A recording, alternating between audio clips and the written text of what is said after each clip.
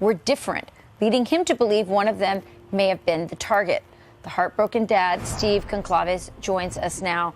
Steve, before we start this interview, I just want you to know how much our hearts go out to you.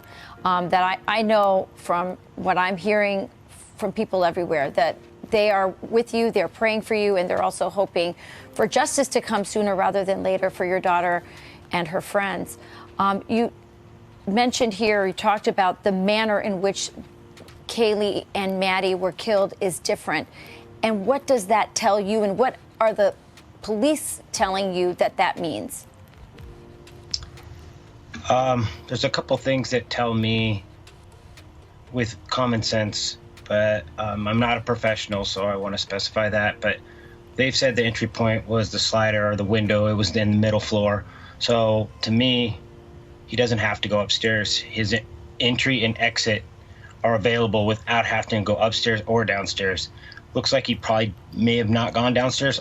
We don't know that for sure, but he obviously went upstairs. So I'm using logic that he chose to go up there when he didn't have to. And I can kind of tell by my daughter's texts, messages. She did call 911. She wasn't saying anything along the lines of like she had heard something or she was in fear. So I'm just putting the dots together. As far as the investigators, they're very tight-lipped and they're keeping everything close to their vest. And I understand that, and I'm probably not the right person to share all these things with. So I'm just trusting them that their case is super tight and they don't really need to reach out to the community. And, you know, all the evidence is right there in that home. So, Steve, and I want to be respectful, as I can tell you're trying to walk this tightrope as well with law enforcement, but the desire to know and get some type of action as well. You've said both now to Rachel and then in the clip in your appearance with Lawrence Jones that your daughter and Maddie had different means or manner of attack, and that suggests one of them was targeted. Can you share with us, do you know, and you can't share either way, which one was targeted? I can't. I asked for permission to do just that, and they said no. I probably disclosed information that they wish I wouldn't have said, but the story's going cold. There's less people coming to Moscow. I'm not gonna go sleep in my bed knowing that I could get up and I could go to town and I could do something. And I'm not gonna go away, and I hate to be a pain, but as a father, I just can't even sleep thinking that I could be doing something. So that's why I'm not. Understandable. Wow. Let me ask the flip side too. You're being respectful toward police about the fact that they need to be tight-lipped.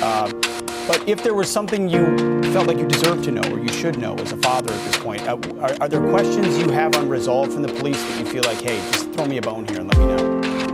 For sure. I mean, alibis. Just share the alibi. If you're not sharing an alibi, to me, it tells me that you're not 100% confident that it's going to stick, or you have somebody who's going to come forward and say, hey, I don't know what he told you or that person's alibi was, but I have this information. I have something. So if you don't share the alibi, it makes it a little bit harder for us to just let those go. And I've said it before, I don't want to make victims out of just bystanders and witnesses. So just share those things, and that would help. Steve, do you get the sense that you're being asked to not talk more and that law enforcement is being so tight-lipped to protect an investigation that is honing in on a conclusion, or because they're totally lost and there is no real sense of direction? And I think all of us, we want to trust law enforcement. We want them to do their job. But I don't know if you know, I have no idea. Is this thing honing in at this point, or is it scattered all over the place?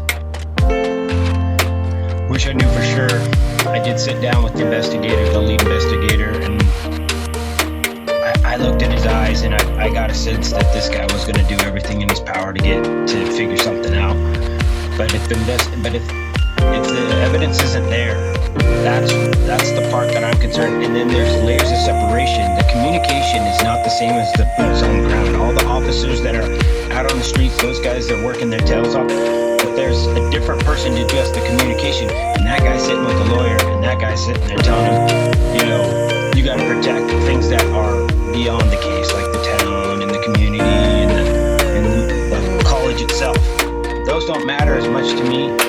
I definitely don't want to hurt them, but I have an agenda, and I think it's pretty clear. It's these two girls, and that's what I'm working for, and I'm not going to let that story fall apart just because they don't want wanted posters, on their next rush of students that come into town. Wow. I have to say, Steve, I hadn't really considered those factors, but it's obvious that that would be a consideration for the communications director of the police department and also the PR for the school and the town. Are you communicating with the parents of the other victims? Are they feeling as frustrated as you are? And I hate to ask a two-part question, but I'm going to do it anyway. Do you feel confident in the police investigation and the people investigating right now? I do not feel confident, and that's why I push the envelope and say a little bit more. I hate to be that guy, but there's a job to do for everybody. Has a job and a role to play, and this is my role as the parent. I have talked to obviously Maddie's mother and her father, and I've talked to Xana's father, and he said, hey, you can speak on behalf and you can help push this narrative. So I feel confident there. That's as far as the real communications that I have. So one family have missed out to being able to be in the same location and the same thing to really get on the same page. So I try not to mention that and stay within my lane of what is my role. And I'm not trying to just gear it all to my daughter. It's just I can't speak for other people. Yeah. Steve, before we let you go, just share a little bit with our audience about Kaylee. Kaylee was amazing, hard worker. She hung out with two boys, her brother and her cousin, and she was right in between them. She wanted to be faster than them. She was that girl that was really she was kind of like a Punky Brewster type girl. And we missed out on a really smart person that was going to be a little conservative. She was conservative too. She was always looking up stories on child getting trafficked, and she was telling me that she thinks it's a lot bigger than people understand. So, and we can't replace her, guys. There's no replacing any one of these people. Steve, we're all parents on this couch, and I just can't tell you how much we feel for you, and can't imagine what you're going through, you and your whole family. And I know that you came on the show today because you're hoping that people that might have information, you're hoping that more information come forward. And so we encourage anybody to call 208-883-7180. The phone number is on the screen right now. And I've heard you say it before, Steve, it could be anything. You have no idea how small the piece of information could be that could help. And Steve, good on you for agitating. Yes. We need more men and fathers willing to do precisely what you're doing, keeping people.